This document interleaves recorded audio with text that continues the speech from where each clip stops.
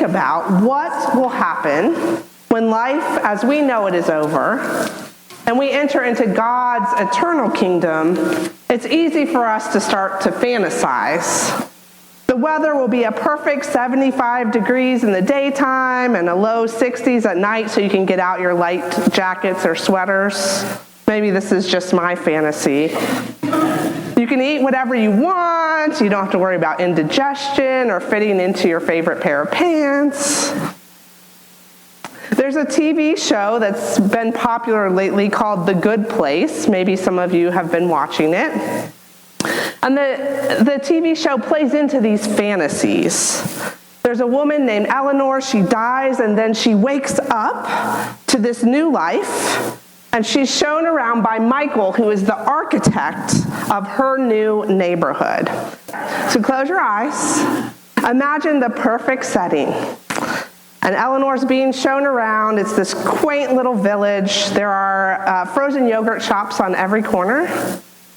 And the weather is perfect. There's a slight breeze. And all the people seem happy. And Michael explains that these people who have been chosen to live in this neighborhood have been specifically selected because they are the perfect complement to each other, and this is how they will live together in harmony for the rest of eternity. And pretty much anything that the people enjoy or like is to be available to them in this place. There's even a woman, well actually she's a robot, she looks like a woman, Janet, who knows all the knowledge of the universe and can just make things magically appear. So if you want to have some hot wings, she will make them appear. And so Eleanor and Michael are learning about this new place. And it's easy for us to have this fantasy. You can open your eyes if you want. You can keep them closed if you want. Although if you fall asleep, we might have to hit you on the shoulder. But we fantasize, right? And we think about what it would be like to live in heaven. And I think we begin to believe that heaven is going to cater to all of our individual preferences. That in order for it to be heaven, we need to have this carefully selected group of people who are going to live together. And that there will be frozen yogurt for all. And maybe it's our dream to enter this kind of good place. Now, if any of you have watched the show, you'll find out, and I won't give spoilers, but you will find out that almost immediately, the harmony in this specially created neighborhood begins to fall apart. Especially for Eleanor, because she realizes she's not really good enough for this good place.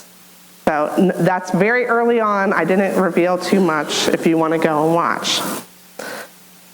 Now, it would be easy for us to think that John, the writer of Revelation, is trying to describe some sort of good place as a message of hope to Christians who are beleaguered by the Roman Empire. Life is hard, and so maybe this vision that John is casting is just supposed to be an escape for them. But if we listen carefully to the scripture, John does not paint this kind of picture. It is a vision for sure, but it's not quite an escapist fantasy. It's more real. It's more gritty than that.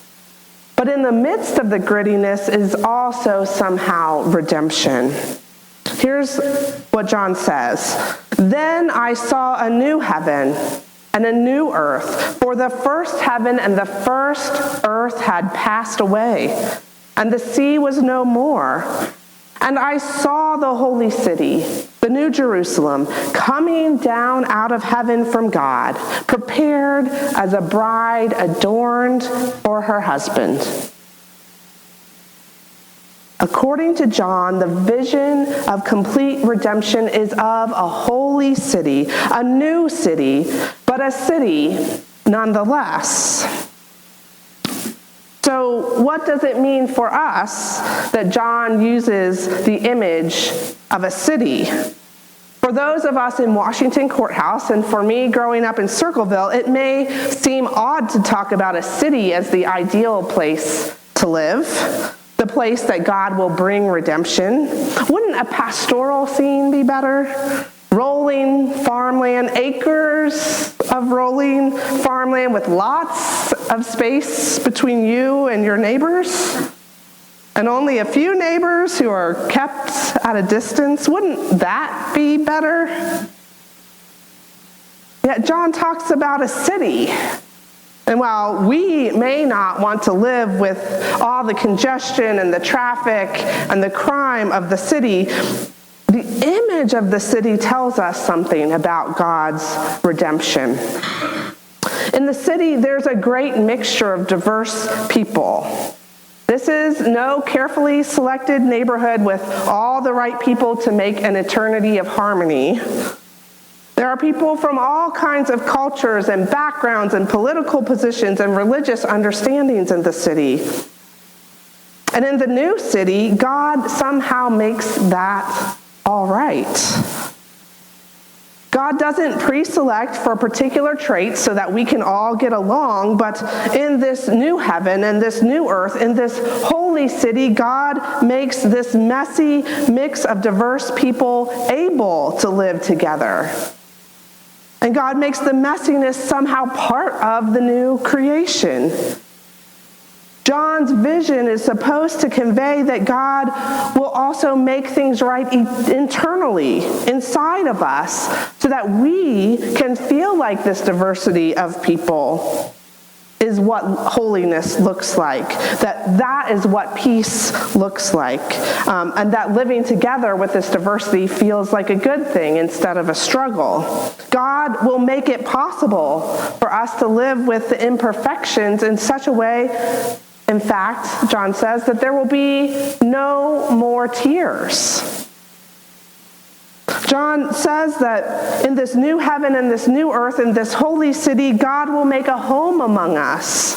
God will dwell there and be with us, and God will wipe away every tear. Now, New Testament scholar Brian Peterson states that if God will wipe every tear, that means every tear we've ever cried. Every tear of sadness, of grief, of anger, of frustration throughout our entire life, God will wipe it away in this new heaven and this new earth. But Peterson also points out that if every tear will be wiped away, that means God will also wipe away the tears we've caused as well. So just as God will wipe away my sadness and anger and frustration, God will wipe away the tears that I have caused others. When I've hurt someone else's feelings, when I've let them down, when I've caused them pain, God will wipe that away too. And I can't help but think that as God heals me from the hurt I have endured, God will also heal me from the hurt I have caused, as God is at work wiping away all these tears. John writes, "Death will be no more. Mourning and crying and pain will be no more, for the first things have passed away." This vision is meant to give us the hope we need to endure the imperfection that is life as we know it. Yes, we hurt, we suffer, we cry, we cause others to hurt and suffer and cry, but that will pass away. God will transform it. In fact, John continues to say, "See, I am making all things new." God is not just getting rid of the imperfect bits. God isn't arranging it so we don't have to interact with people we don't like and create all these separate little utopian neighborhoods. God is transforming all we know, redeeming all we know, and God will make it new. John's vision is nothing less than complete transformation of all of creation. If God will come dwell in the holy city, God will transform us as individuals, healing us from our brokenness, refining our hearts and spirits, but God will also transform our relationships and the human systems we've created to govern ourselves. John speaks of what is to come to give us hope. That even if life is hard now, God has not forgotten us. God has not abandoned us. God is powerful, and God creates and recreates, and God is working and will work to make all things new. But I don't think this is just a future-oriented, pie-in-the-sky, frozen yogurt on every corner kind of vision. I think John is also trying to cast a vision for God's holy city in hopes that he might inspire us to seek the holy city now, not just in the future. John's trying to inspire us to live in the holy city now and to work alongside God to bring forth that transformation. I can't help but think that perhaps this vision is meant to inspire us just as Martin Luther King Jr. did when he gave his "I Have a Dream" speech. And just in case it's rusty, King's speech said, "I say to you today, my friends, so even though we face the difficulties of today and tomorrow, I still have a dream. It's a dream deeply rooted in the American dream. I have a dream that one day this nation will rise up and live out its true meaning of its creed. We hold these truths to be self-evident that all are created equal. I have a dream that one day on the red hills of Georgia, the sons of former slaves and the sons of former slave owners will be able to sit down together at the table of brotherhood.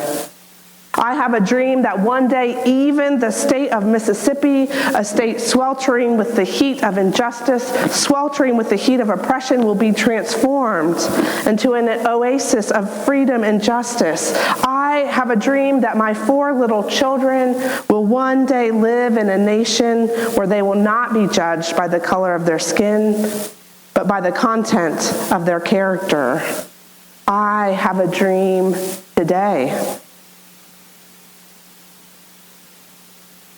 I can't help but wonder if King's speech and John's vision didn't both try to fill the same purpose. They were a vision given by God to be shared with God's people.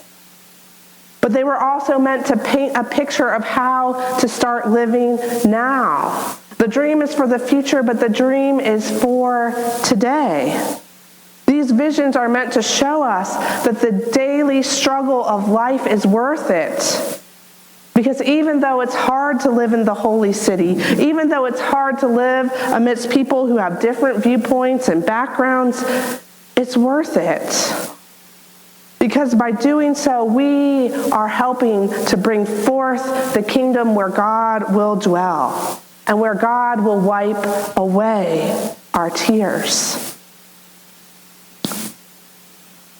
When Gray and I went on a study tour in Guatemala, back a long time ago now, we visited a school that was located in the middle of a settlement that was located in a trash dump.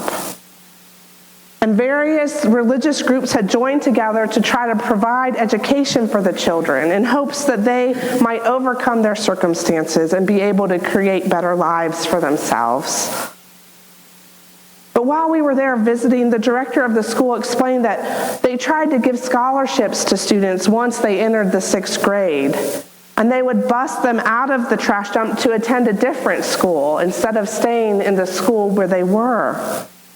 The director and the teachers had realized that if these young people were going to make different choices, to pursue more education, to delay having children, to get different kinds of jobs, they had to have a vision for it.